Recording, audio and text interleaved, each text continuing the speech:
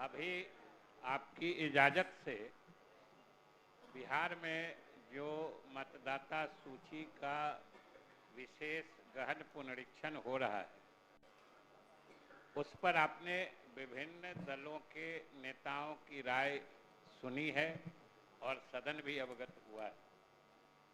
वैसे तो हमारे पक्ष यानी सत्ता पक्ष के लोगों को आपत्ति हो रही थी, जो सदस्य रह के बोल रहे थे कि चाहे अपना नियमावली की बात हो या मामला उच्चतम न्यायालय में है, इसलिए इस पर चर्चा का औचित्य नहीं है। लेकिन फिर भी आसन सर्वोपरि है और आपने ये निर्णय लिया और हम लोगों को भी अवगत कराया कि सदन के संचालन में सहूलियत के लिए सभी दल के नेताओं की राय एसआईआर यानी विशेष गहन पुनरीक्षण पर क्या है ये जान ली जाए। तो हम लोगों ने भी सरकार की तरफ से आपत्ति नहीं करके आपके द्वारा जो ये प्रस्ताव सदन के सुसंचालन के संबंध में दिया गया, हम लोगों ने भी आपत्ति नहीं की, हम लोगों ने अपनी राय प्रकट की।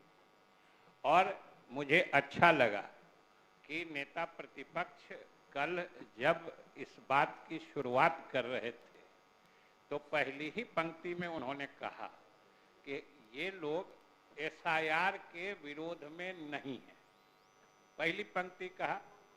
और आज जब उसी विषय पर चर्चा को जारी रखते हुए आज जब समाप्त कर रहे थे तो अंतिम पंक्ति उन्होंने कहा कि बिहार सरकार इस बात को देखे या गारंटी दे कि बिहार का कोई सही मतदाता छूटे नहीं।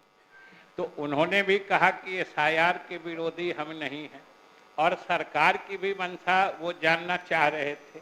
तो महोदय, हम भी सरकार की तरफ से इस सदन को और बिहार के सभी मतदाताओं को आश्वस्त करना चाहते हैं कि बिहार सरकार भी यही चाहती है कि कोई भी सही और वाजिब मतदाता सूची से बाहर नहीं जाए। हमारे मुख्यमंत्री से लेकर सारे मंत्री परिषद और सारे सदस्यों की यही इच्छा है कि कोई भी सही और वाजिब मतदाता का नाम आगामी चुनाव को देखते हुए मतदाता सूची से बाहर नहीं जाए। महोदय, कल नेता प्रतिपक्ष संवैधानिक प्रावधानों की भी चर्चा कर रहे थे कि जो इस संविधान के प्रावधान के तहत भारत का आदमी नागरिक 18 वर्ष की उम्र पूरा कर लेता है, उसको मतदाता होने का अधिकार है। सही बात है, संविधान के अनुच्छेद 326 में स्पष्ट है कि जो 18 वर्ष की आयु पूरी कर लेता है और किसी न्यायालयीय आदेश से अगर वो बाधित नहीं है तो उसको मतदाता होने का अधिकार है। लेकिन वहां पर हम लोगों को एक चीज में गौर करना होगा, ये मतदान का जो अधिकार है और अन्य अधिकार जो है, जैसे हमारे मौलिक अधिकार हैं उसमें जो समता समानता का अधिकार है, जो अनुच्छेद 14 में सबसे प्रमुख अधिकार माना जाता है, इसमें संविधान ही थोड़ा शब्दों के हिसाब से फर्क करता है। उस फर्क को भी समझना चाहिए कि मौलिक अधिकार के जैसे इक्वलिटी का जो राइट है, समानता समता का अधिकार, वो किसी भी व्यक्ति के लिए है। संविधान कहता है एनी पर्सन, किसी व्यक्ति को कानून के नजर में फर्क नहीं किया जाएगा। लेकिन जिस प्रावधान का हवाला नेता प्रतिपक्ष भी कर रहे थे कि कौन आदमी मतदान करने का अधिकारी होगा, उसमें संविधान कहता है, किसी व्यक्ति के बारे में नहीं कहता है, उसमें किसी नागरिक की चर्चा करता है, एनी सिटीजन। मतलब हर व्यक्ति जो यहाँ रह रहा है वो मतदान का अधिकारी नहीं हो जाएगा। जिसको नागरिकता प्राप्त होती है वही हम उसी संविधान की बात कर रहे हैं। बैठ जाइए, सुनिए लीजिए ना, सबकी बात सुनी गई है, सुनना चाहिए। इसलिए महोदय, जो नेता प्रतिपक्ष ने कहा है वो हम लोग भी चाहते हैं कि बिहार का कोई सही नागरिक मतदाता सूची से बाहर नहीं रहे। और दूसरी बात अरे बैठिए, सुनिएगा तब ना होगा। अरे सुन तो लीजिए ना, पूरी बात, बैठ जाइए। आपकी बात सुनी गई है ना, दूसरे की बात सुनिए, बताइए। अध्यक्ष महोदय, दूसरी बात, अरे आप लोग जितना बात बोले हम सब बात को बोलेंगे, सुन लीजिए ना। दूसरी बात अध्यक्ष महोदय, जो गहन पुनरीक्षण की बात है, ये बात भी शुरू से संविधान प्रदत्त या जो लोक प्रतिनिधित्व कानून है, RP act, representation of people act है, जो 1950 से लागू है, उसके तहत भी उसकी विहित प्रक्रिया है कि हर चुनाव से पहले मतदाता सूची का पुनरीक्षण किया जाता है, हर चुनाव से पहले। और आप बीच में बोले तो सुन लीजिए ना, ज्ञान वृद्धि करिए, सुनिए महोदय। और लगभग 20-25 साल बाद हर जगह यह जो हो रहा है एसआईआर, यानी विशेष गहन पुनरीक्षण, सामान्य पुनरीक्षण और विशेष गहन पुनरीक्षण में भी फर्क होता है। इसमें फर्क होता है महोदय,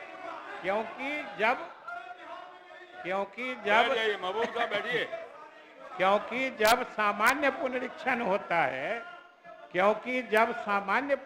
होता है, तो सिर्फ जिसमें दावे किए जाते हैं कि जैसे कोई 18 साल की उम्र पा लिया है या कोई मृत है, किसी का नाम इंक्लूड करने के लिए या बाहर करने के लिए जो दावा किया जाता है उसी का निष्पादन होता है।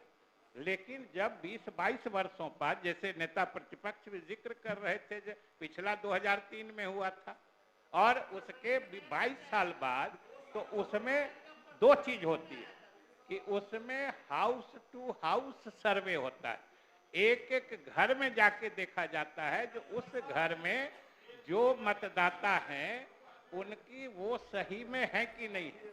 और महोदय, नेता प्रतिपक्ष आज भी और हमारे नेतागण भी चर्चा कर रहे थे, देखिए, अरे हम वही कह रहे हैं, अरे बैठिए ना, आप बैठिए। अब महबूब जी,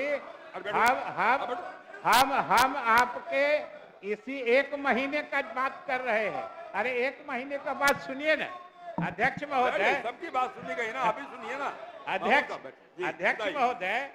हम तो सिर्फ ये बताना चाहते हैं कि 2003 में भी जो मतदाता गहन पुनरीक्षण हुआ था, उसमें भी जैसे इस बार किया गया है, जो हाउस लिस्टिंग का 1 महीना ही समय दिया गया था।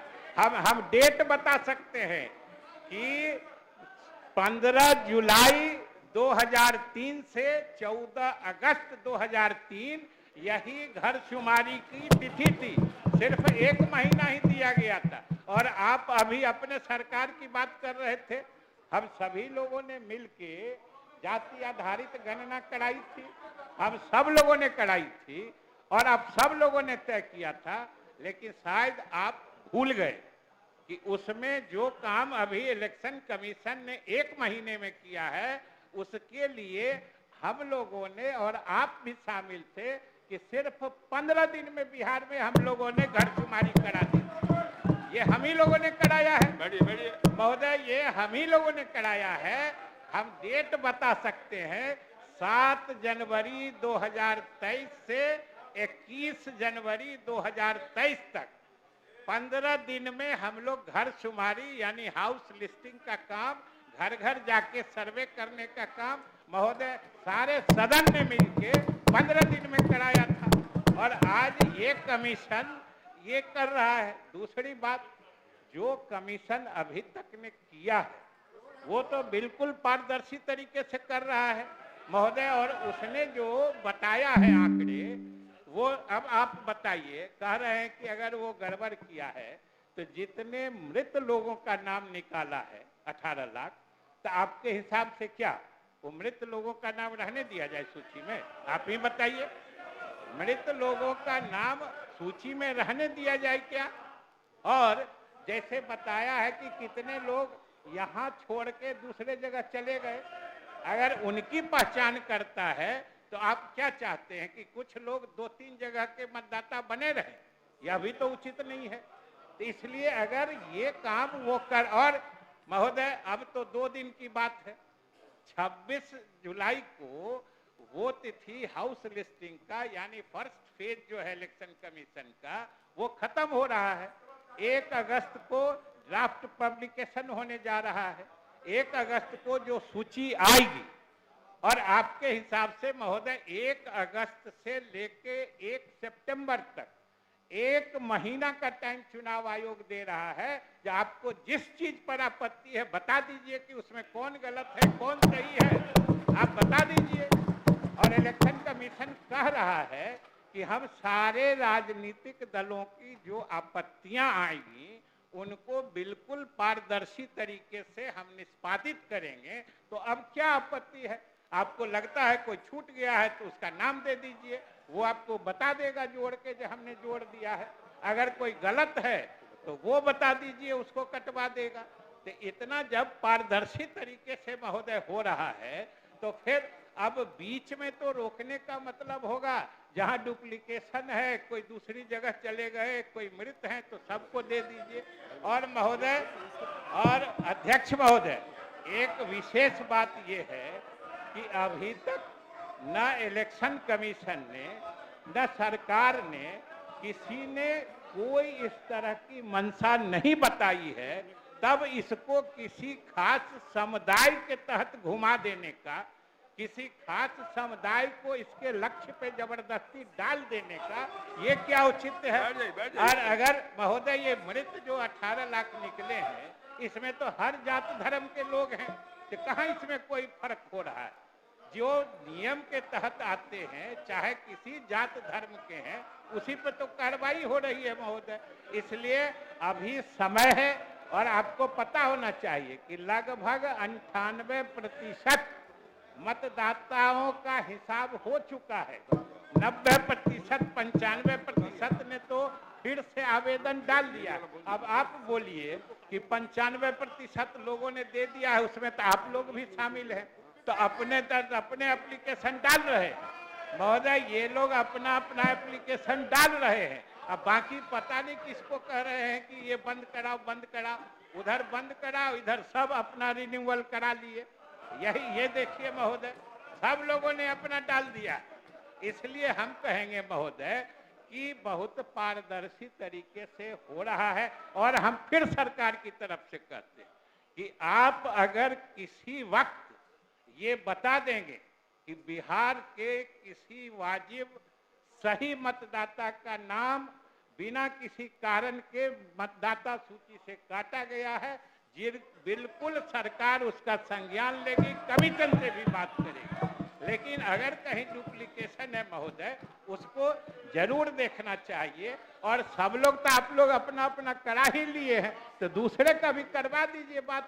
और महोदय जो 5% लोग महोदय जो 5% लोग नहीं किए हैं उसकी भी सूची सारे दलों को उपलब्ध करा दी गई है।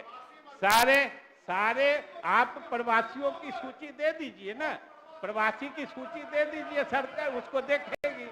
आपको नहीं है महोदय तो ये 95% हो कैसे गया? कमीशन अभी तक सारी चीजों को देख रहा है। इसलिए महोदय अभी तक चुनाव आयोग की कोई कार्रवाई या कोई काम चुनाव आयोग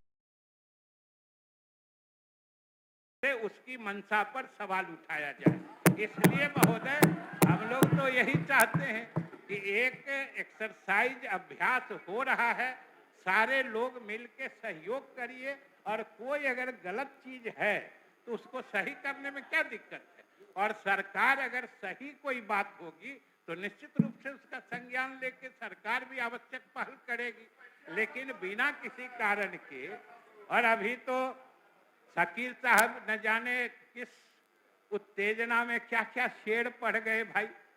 आप तो शेर इतना पढ़ दिए कि आसन से 2 पंक्ति आ गई। तो महोदय हमको भी 2 पंक्ति याद आ रही है। बोल दीजिए। आपकी इजाजत हो तो हम सुना दे महोदय। ये पुरुषी से गम जब करते हैं, कुछ कह न सकूं, चुप रह न सकूं। ये पुरुषी से गम जब करते हैं, अभी बोल रहे थे, कुछ कह न सकूं, चुप रह न सकूं, खामोश रहूं, नामुमकिन है, इसीलिए हमको बोलना पड़ा।